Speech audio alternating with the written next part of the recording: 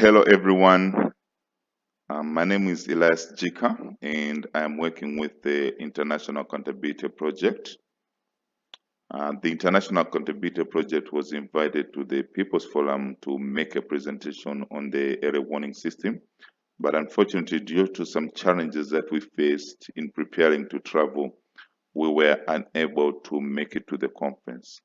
So we thought it useful to still use the opportunity to record a video of the presentation that we would have made in person that can be shown at the conference. So we would like to thank the organizers for offering us with this opportunity to still make this possible.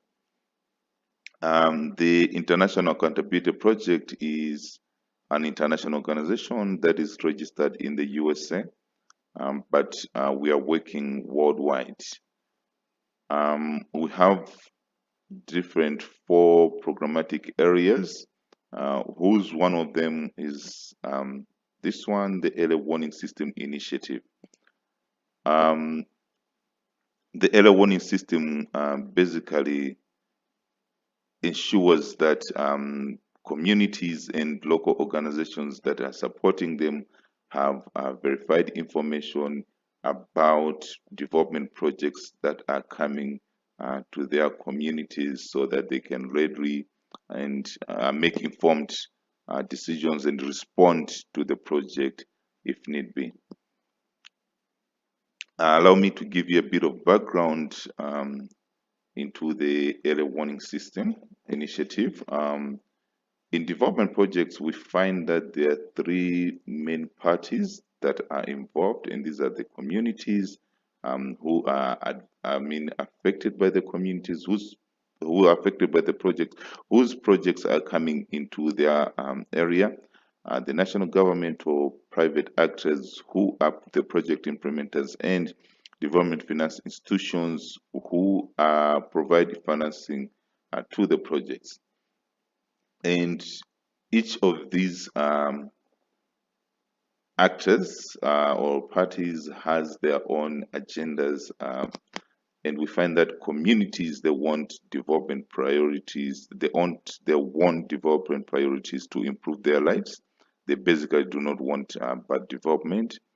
National governments and private actors, on the other hand, they want to advance infrastructure and secure private investment, while development finance institutions, on the other end, they want these are the ones providing financing to the projects, and they also try to push their own international development agenda, and they have stated objective of ending poverty. But among all these actors, we find that there is an information gap. Communities basically do not have information about the project design, the actors involved. If they have the information, sometimes it is in accessible language to them. They do not have information regarding the complaint processes, accountability mechanisms of the bank providing providing the financing, if they have concerns or grievances, and they do not have any background info regarding what these banks are, who the banks are. And on the other hand, between the on the other end, on the development finance institutions and the project implementers, there was also information whereby the community priorities on development does not reach these parties, or they do not basically know about the community priorities on development, and also they do not receive grievances from the communities due to the same reason I mentioned, that the communities do not have information about grievance mechanisms of the banks. In many, over the time working with different communities, we have identified that in many complaints filed to international accountability mechanisms of the bank, there is a common complaint that reaches to the banks, and this is lack of meaningful consultation. In 2015, the early warning system conducted a global survey with more than 130 partner organizations and 800 people worldwide, all over the world in different regions. And the findings were compared into what we call the Global Advocacy Team Report. And the survey identified critical gaps in information and capacity that is needed by community groups and the organizations that support them. I have shared this material as part of the materials that can be shared with the participants. This will be shared with you by the organizers, but you can also reach out to us at the contacts that will be shared with you as well to get more materials on this. To proceed, despite development banks' strides to increase access to information about their projects, there is critical information that is not often not available and is not accessible to the affected communities. And basically, this results in a disconnect that hampers the ability of community groups and local organizations that support them to monitor development projects, to meaningfully participate in critical decision-making processes of the project, development financing, and also ultimately to seek recourse or redress for any harms that have been caused by the banks. What you're looking at is the early warning system website. If you visit that URL, the link, it will take you to the early warning system website where you can find more information about the early warning system. I was going to take you into the website, but I'm trying to make the video short, so I'm sure when you visit that, you have the time to look into the content that is there. Now, onto the early warning system. What the early warning system does is we are monitoring international finance institutions, and we also reinforce community-led campaigns. There is an early warning system database, a web-based database that collects data on projects, that collects information on projects that have been disclosed by the bank, and these banks include the African Development Bank, European Bank for Reconstruction and Development, the European Investment Bank, the International Finance Corporation, Multilateral Investment Guarantee Agency, and the World Bank, just highlighting those that are mostly active in the African region.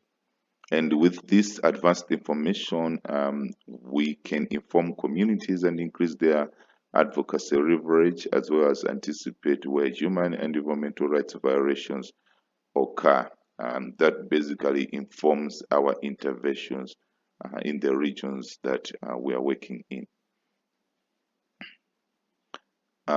Like I had mentioned earlier, the early warning system ensures that local communities and organizations that support them have verified information about projects likely to cause human and environmental right abuses. And the early warning system also provides clear strategies for advocacy with the affected communities and also with the local organizations that are supporting them. The early warning system also monitors projects funded in whole or in part by the state development finance institutions. So this is how the whole approach works. Firstly, development banks, they propose financing for a project, and this information is publicly disclosed on their website. The early warning system software collects, standardizes, and organizes this information into one place, and files and documents related to the project are also collected onto the early warning system database. When this information is collected, the early warning system team verifies the information, and we summarize it um, and provide project descriptions for clarity and accessibility.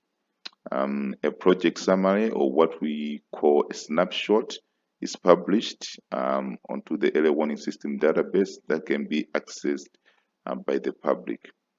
After that, we share this information with our partners in different countries. Over the time, we have been developing partnerships and growing it in different countries, and we share this information with our partners, and conduct outreach basically to ensure that communities closest to the project site who are likely to be affected receive this information as soon as possible.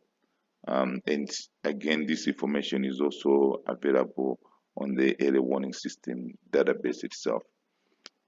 Now, if the communities they have this information, they wish to respond, the early warning system team and our partners can assist in filing information requests.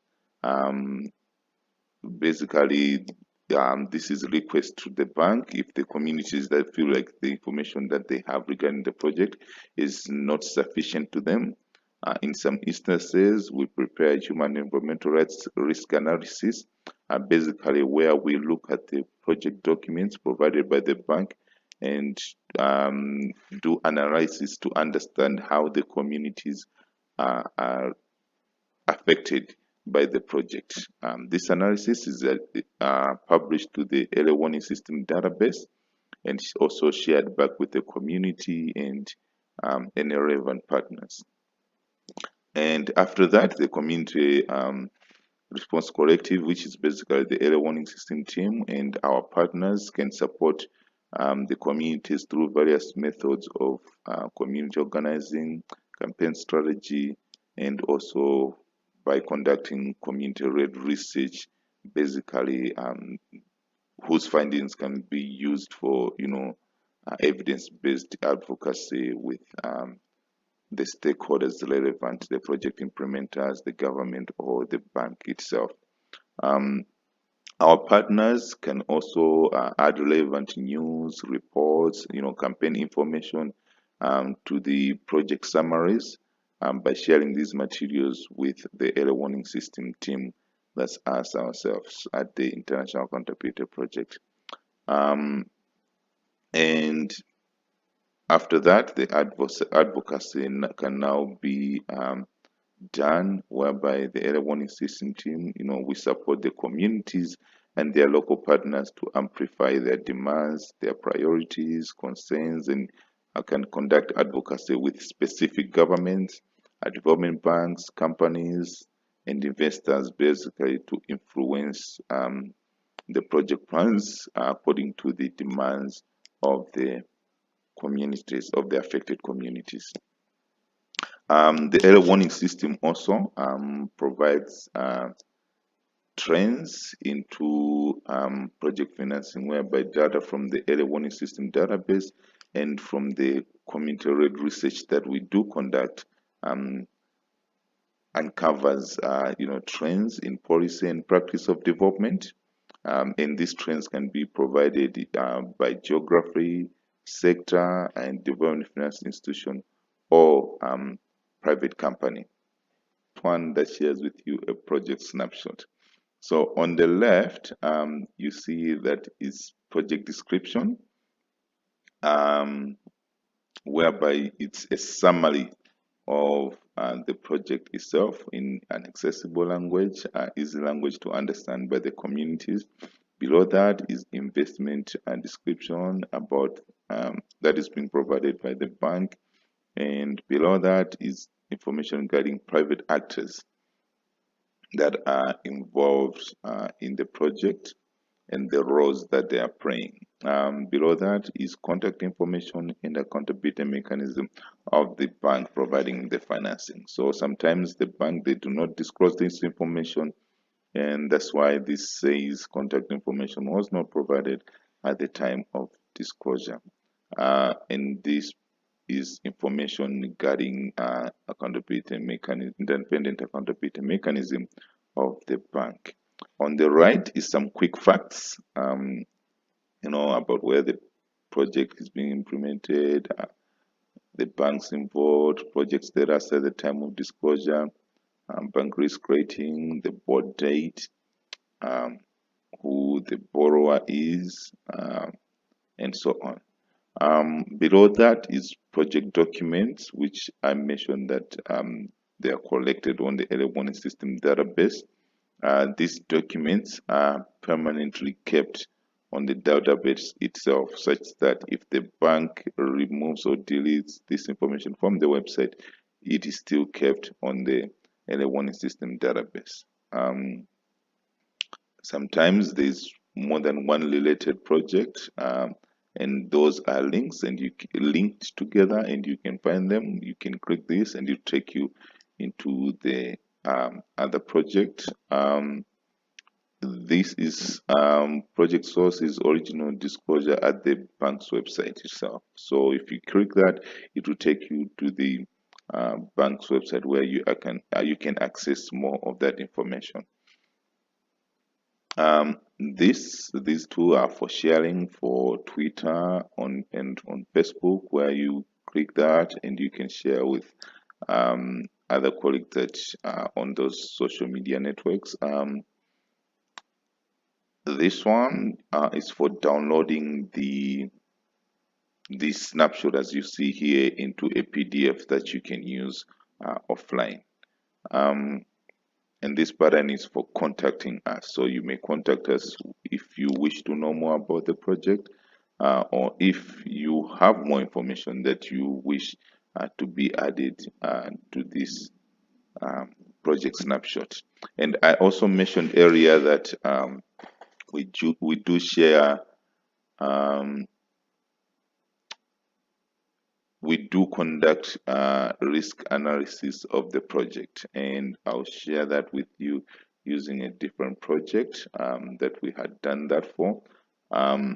We share information regarding applicable social and environmental standards of the bank that have been triggered by this project.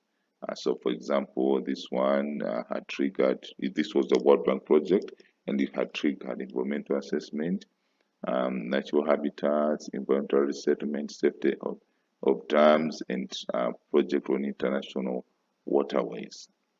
And we also conduct a risk assessment, whereby we look at the project information that has been provided by the bank and try to understand how exactly communities are being affected. And we do provide that summary here. For example, this one, we saw that there was right to property, right to livelihood, and right to a healthy environment.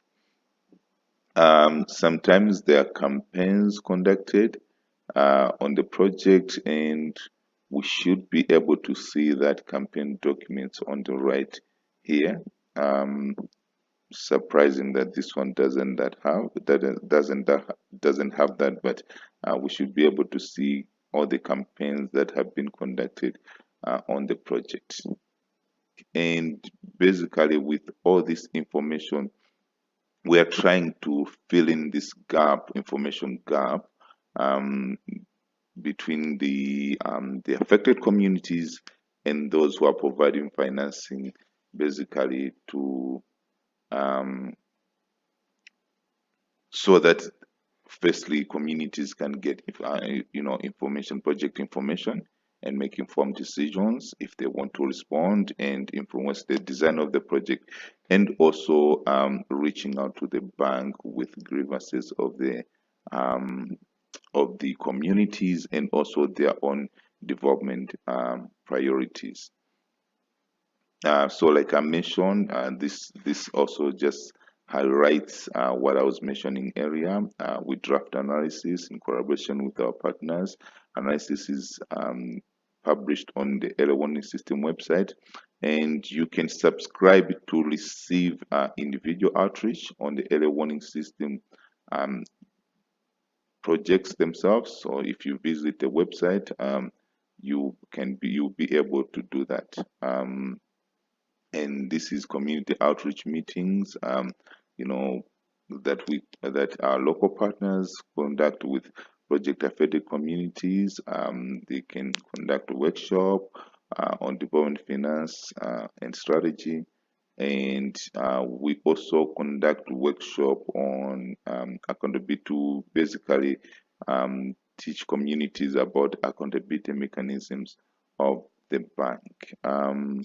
I plan to make this video 20 minutes, so I'll quickly wrap up. And these are some of the, like I mentioned, we do support affected communities and the local organizations that are supporting them with community-led responses. And these are it's a few of the community-led responses that we have supported over the time. Just sharing, I'll share a bit about this one, which is if you'd like to know one of our success stories, is this one. It's called the Lilongwe Water Project that we did in Malawi, whereby at the time the World Bank, the African Development Bank, and the European Investment Bank were planning to finance construction of a dam. And we had reached out to our partners, local partners in the country. We shared this information with them, and they had shared this information with the communities after the communities mentioned that they had so many concerns regarding the project. We conducted a community-led research whose findings were used for advocacy with the banks and the government of Malawi. And in the end, all the banks decided to pull out of the project, pull out their financing of the project. At the time, it was still in proposed stage. They hadn't yet decided to finance the project, and they decided to not finance the project anymore. So this was great news to the communities, of course, because they mentioned that the project shouldn't have been implemented as it was designed because it was adversely affecting them. And also, as the results of the research indicated, there were many issues relating to communities' access to information, the resettlement design that was done, and others.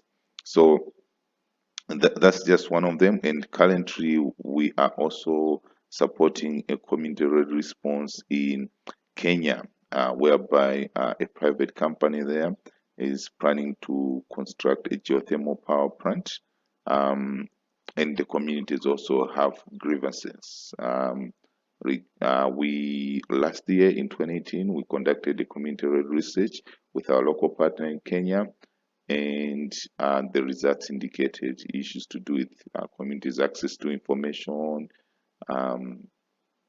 community benefit sharing regarding the benefits of the project itself and others. And with these results, we are currently in the middle of sharing with the Development Bank and the government of Kenya and also the company to make sure that these issues are addressed.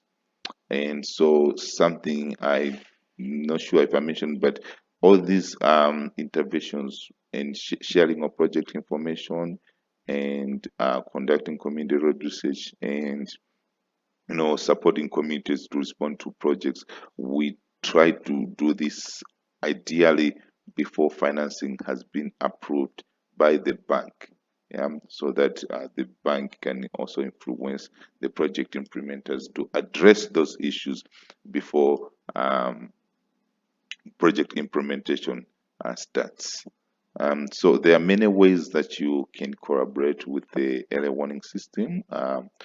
We can partner, basically, whereby we can be sending information to you as local organizations to disseminate information about proposed projects to local to affected communities, and for international organizations, or again to local organizations that can also in turn be sharing with affected communities. You can contribute to local expertise, to understanding about proposed projects. Sometimes this information, when it comes in, like it is information from the banks, and we are not basically in the communities that the project will be implemented, and therefore we do not have all the facts. So you can collaborate to, if you know more about the project, to provide basically your local expertise to understand about proposed projects. And you can also support by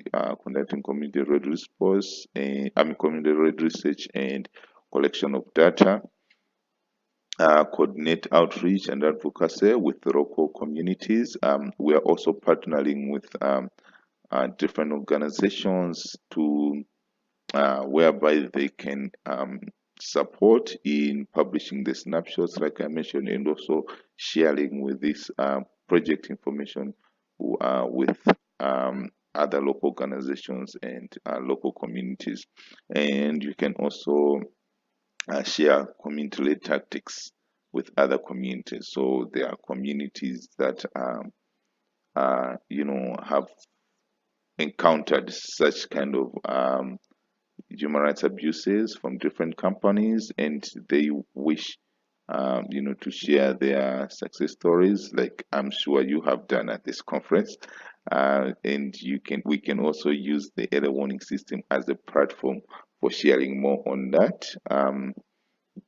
And these are the contact details of myself and my colleague here in Africa, John Mwere, who is based in Uganda.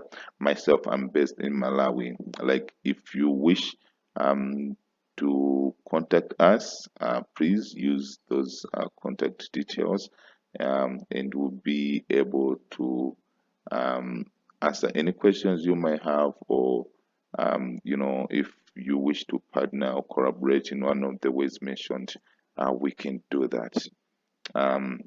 Thank you so much. That is the end of my presentation. Please, if there are any questions, don't hesitate to reach out. I'd like to also thank again the organizers who mentioned that they would attempt to answer any questions. We have been partnering with many of the organizers, and please, if there are any other questions, collect them together and send them to us, and we'll gladly answer you those questions. Thank you very much.